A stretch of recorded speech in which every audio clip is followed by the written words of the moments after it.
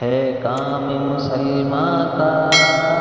نفرت کو مٹا دینا۔ السلام علیکم ورحمۃ اللہ وبرکاتہ۔ آج میں آپ کو ایک ایسا واقعہ سنانے جا رہا ہوں جس واقعے کو سن کر آپ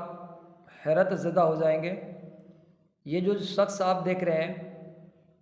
یہ افریقہ کا آدمی ہے۔ اس شخص کی عادت یہ تھی کہ جب بکریاں چرانے کے لیے لے جاتا تھا تو ان کو ایک پنجرے میں بند کر کر یہ روڈ سے لے کے جاتا تھا۔ لوگ بہت ساری اٹکلیں لگا رہے تھے۔ کوئی کہہ رہا تھا کہ اس لیے لے جاتا ہے کہ تاکہ گاڑیاں ایکسیڈنٹ کے وجہ سے اس کی بکریاں محفوظ رہیں اور ایکسیڈنٹ نہ ہو، اس کی بکریاں کو نقصان نہ پہنچے، اس لیے ان کو پنجرے میں بند کر کے ان کو چرانے کے لیے لے جاتا۔ لیکن کوئی کہہ رہا تھا کہ نہیں، اس وجہ سے نہیں ہے کہ جنگل میں جانور زیادہ ہیں، شیر، چیتا وغیرہ، تو ان کے ڈر سے ان کو محفوظ کر کے، ان کے ڈر کی وجہ سے پنجرے میں بند کر کے لے جاتا ہے۔ تو یہ سلسلہ بہت دن تک اسی طریقے سے چلتا رہا۔ ایک دن ایک نوجوان نے ان سے پوچھا کہ بزرگ، آپ جب ان بکریوں کو لے جاتے ہیں یا لاتے ہیں تو ان کو پنجرے میں بند کر کے لاتے ہیں اور پنجرے میں بند کر کے ہی لے جاتے ہیں، اس کی کیا وجہ ہے؟ تو اس بزرگ نے بتایا ان کو ایک ایسا واقعہ، ایسی عبرت کی بات انہوں نے بتائی، شاید آج ہم سب کے دلوں میں بات اتر جائے تو ہماری دنیا اور آخرت ہماری سنور جائے۔ تو انہوں نے کہا کہ میں اس لیے ان کو لے جاتا ہوں کہ جب میں ان کو چرانے کے لیے لے جاتا ہوں تو دونوں سائیڈ میں جو کھیت ہیں وہ کسی دوسرے کے ہیں، ان میں فصل وغیرہ ہے، تو بکریوں کی عادت ہوتی ہے کہ جب وہ جاتی ہیں تو دوسرے کے کھیت میں وہ منہ مارتی ہیں۔ تو اس لیے میں چاہتا ہوں کہ کسی کے کھیت میں بکریاں منہ نہ ماریں تاکہ کل قیامت کے دن میں سوال سے بچ جاؤں۔ آج ان بکریوں کا نگہبان میں ہوں،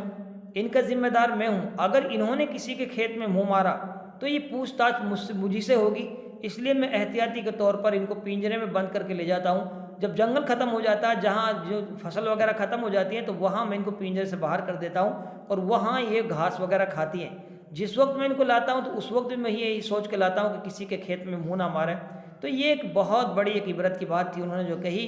اور آج ہم اپنی زندگیوں میں غور کریں، آج ہمیں بھی ان باتوں پہ سوچنا چاہیے کہ ہمارے گھر کے اندر کہاں سے چارہ آ رہا ہے، ہماری بہن بیٹیاں کہاں سے چارہ لا رہی ہیں، اور